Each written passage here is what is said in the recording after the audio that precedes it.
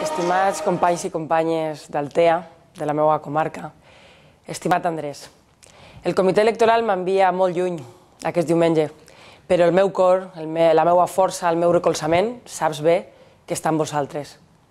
Hace 4 años repetíamos exactamente este acto. ¿Lo recuerdas, Andrés?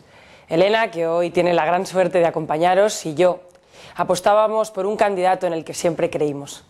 Sabíamos, Andrés, que tu capacidad de escuchar, tu pedagogía, de la que has hecho gala durante muchos años al frente del instituto, de cada clase, de cada alumno de Altea que has enseñado, iba a ser la mejor garantía para construir una Altea de progreso.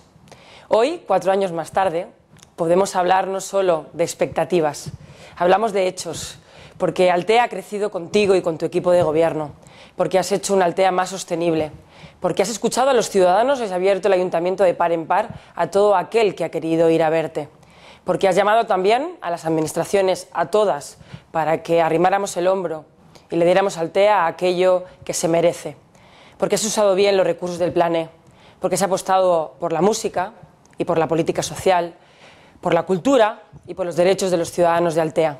Y tengo que decirte que me siento muy orgullosa de lo que habéis hecho en estos 4 años. Y esa es la mejor garantía de que habrá 4 más.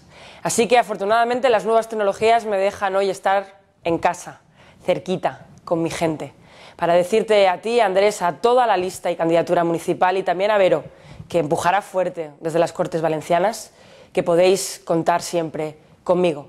Y que allí donde voy siempre tengo un trozo muy importante de mi corazón, de mis ganas, de mi fuerza y de mi pelea para mi comarca y, por supuesto, para Altea.